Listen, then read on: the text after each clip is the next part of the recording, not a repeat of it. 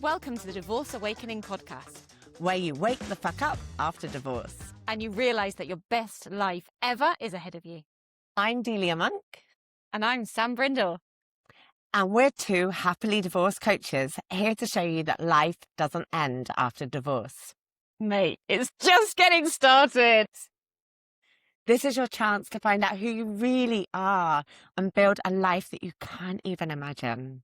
We'll be talking about purpose, career change, dating, spiritual shit, and falling in love with yourself. Let's get into it. Let's go! Welcome back to the Divorce Awakening.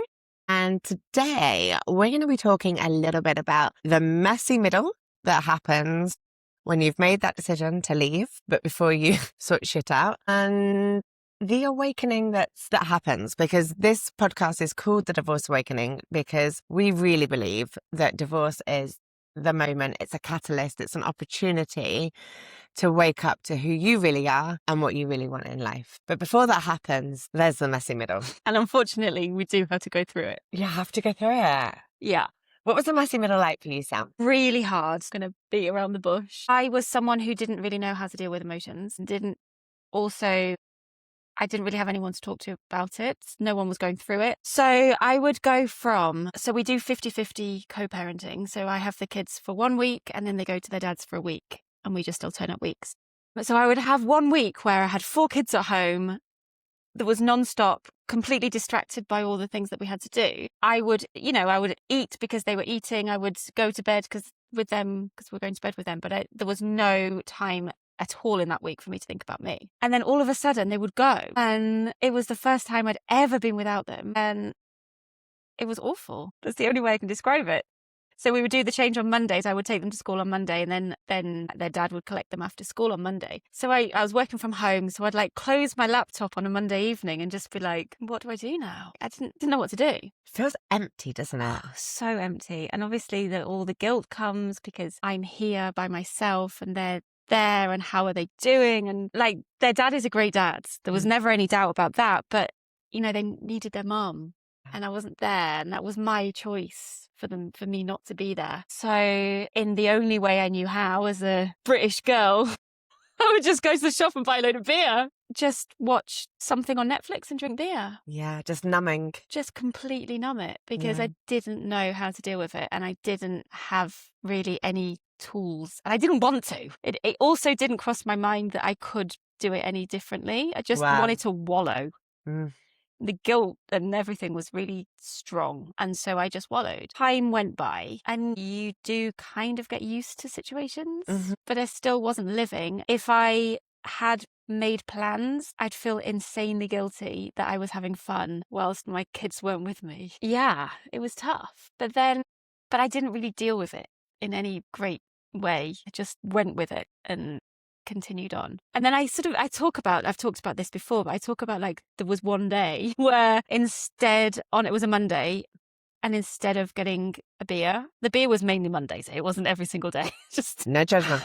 No judgment here. I decided to go for a walk instead. And there was a moment when I was on the walk where I realized that I actually could choose how I wanted to spend my time. Wow. And it was an insignificant moment in that moment, but it was a moment that led to me it made me realize that I can choose and that there is a different way of doing it. And yeah, so I ended up working with a coach, and we'll talk about that in a minute, but it opened my eyes to literally going completely inside and working out what I actually wanted life to look like, because what I was doing in that moment was not life. That wasn't living. It was just being. Wow. Yeah, because feeling like you're just going through the motions of living, right? That was it.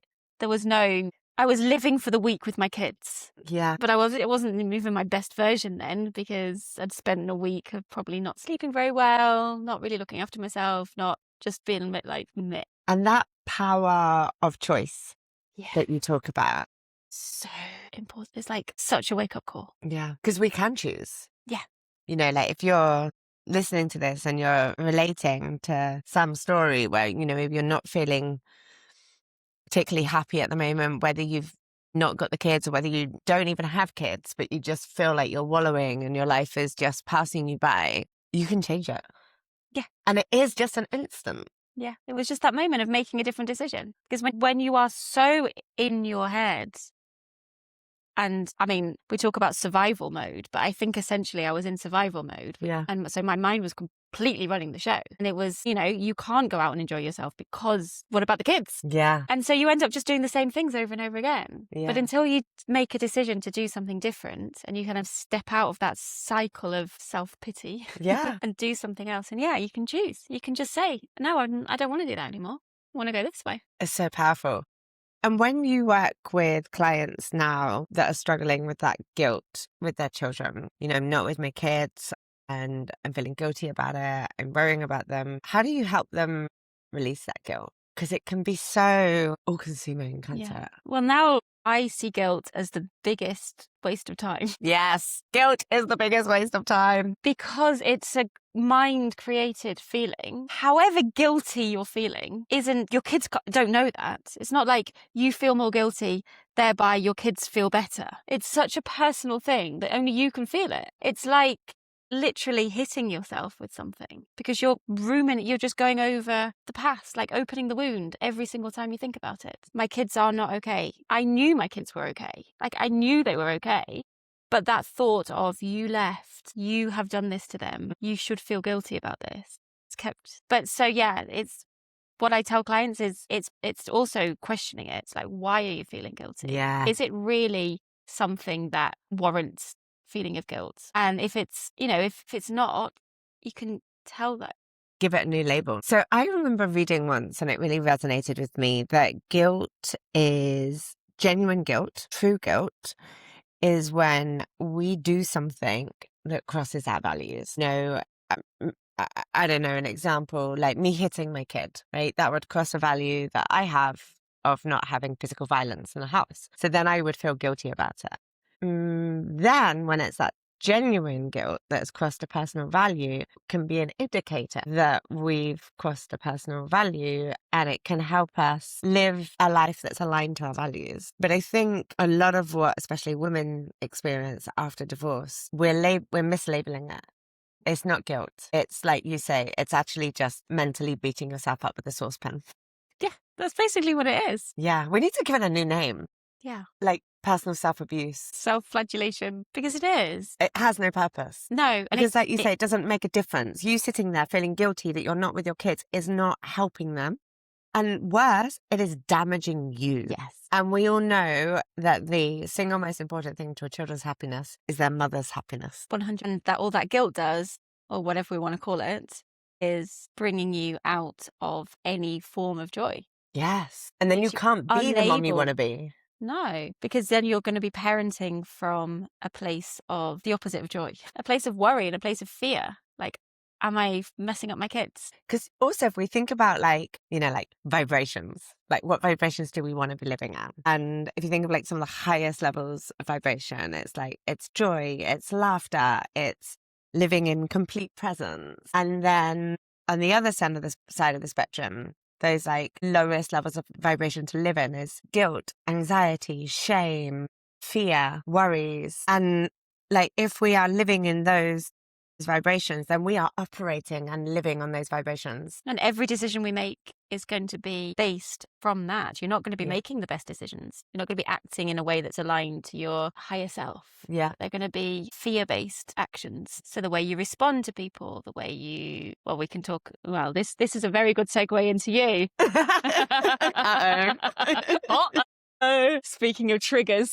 So how would you describe your messy middle? My messy middle. So my messy middle was quite different to yours, I think, because I'd been doing therapy, and then I had coaching as well, actually before the divorce happened. And I would say that they contributed to the divorce. So I think, often the more we work on ourselves, the more we understand what we want. Yeah. The more we realize when something is so like misaligned and so out of whack. So I think my messy middle meant that I felt very supported and held during that time. I wasn't flying solo. I had someone calling me out on my behaviors, my patterns. I was really like immediately trying to understand myself better. But what I would say is that I was very, very, very triggered by my ex, and to the point where I would see his name on my phone and like my heart rate would increase. I was so triggered by him, and it was really hard when you're in that place to reply in a good state of mind. It's a bit like, again, it's that lower vibrational energy where you're triggered, you're thinking the worst of someone, you can't give them a generous interpretation of anything they're texting you. Everything is awful. And you're highly triggered, which means that you're highly like anxious and texting from ego and not texting from a good place. So things would spiral very quickly. So I think that from my messy middle, it was really being in that sort of anxious state, very in my head, thinking the worst of him, the worst of the situation. And I had to work a lot through that. And it is amazing that now, 2 years on, when I'm not triggered. I mean, gosh, we're all triggered sometimes. When his divorce can be like, I never get triggered by my ex. Or maybe there's some. So actually, when you're listening, like, that is amazing. But I rarely get triggered now. Yeah. You know, I see his name, I can reply to him, and I try to have a more generous interpretation of the situation instead of letting myself go into anxiety and fear. And I think in many ways, like you know this, for a while, during that time of feeling really triggered, I actually saved his name on my phone as my greatest teacher. Oh yeah, I remember that. Because it was like, it would come up and it would help me. So good. Like, you know? Because if you're getting triggered by someone, that's a sign that there's work to do on you. Yeah. It is not that they are a bad person and therefore it's all on them, even though that's what you think at the time. It's actually a sign that you've got to do some work. Because it's a lot easier to externally blame. It's all their fault. They're the ones who are triggering me. They're the ones who are sending me this message. They're making me feel like this. Yes, they're making me. It removes the responsibility of yourself, like, to look into yourself and be like, well, why am I being triggered by this? Why am I reacting so strongly to what he's saying? And that's so powerful. Yeah. Because that's how we get into like what this podcast is all about, right? Taking responsibility for you, your actions, and the learnings that you have from your divorce. Because it's not just your ex who is your greatest teacher, but it is divorce. Divorce is one of the greatest lessons I've had in life. I'm so grateful for it. Does that sound crazy? No, I think I am. Yeah, I am too. It's taught me so much. I mean, it's literally opened my eyes to a whole other way of living. And I don't just mean living by myself. I mean like the way I live and the way I experience things and the way I perceive the world, and the relationships I have with my friends has changed a lot, and the relationship I have with my kids as well. Yeah. Yeah. And I think when you get divorced, you have a choice. Well, as you were saying, Sam, that we're always constantly having a choice. We're always making decisions that are paving the direction we're moving in. Especially when you get divorced, you have a choice of, I'm going to see this as an opportunity to do the work on myself, and I'm going to invest time in myself, or I'm just going to jump into another relationship. And I'm going to and hey, I've done that before. I have jumped from one relationship to another relationship in my past. And so no judgment if you're listening to that and you're like, oh, kind of there. No judgment. This is a super judgment-free podcast. But one thing I would say is if you're doing that, are you giving yourself the time and the attention that you need to learn the lessons you need to learn from this really important chapter of your life? Because it is very hard to do with someone else on the scene, I think. And I would also say that doing that is quite a distraction to actually looking inside to what's going on with you. I've spoken to so many women who do that. You know, you can jump straight on the apps and start dating, but until you know the patterns that you're running yourself and like the way you react to things and the way you see the world, you're going to run the same things again. Yeah. With guys, different guys, but this is going to be the same story. And distractions are a blessing and a curse. Yeah. Because it is sometimes nice to be distracted, right? We're going to be talking all about dating later on in this podcast. We've got some fun stuff. Spoiler. No spoilers here, but it can be really nice to have a distraction. And you and I have talked about how doing the work is actually hard work, doing the work. And it is easier to play and be distracted. To a certain point, when I think when you realize that you are doing the same things, you're repeating the same patterns and nothing changes, or you want to try and do things differently, but you end up doing things the same way. Me with my drinking beer. There comes a point where it's like, no, I want to do something differently. And that's what this is all about, helping you choose the life you want to live after divorce and do it differently. So we're going to wrap it up there and see you in the next episode. See you in the next time. Bye. Bye.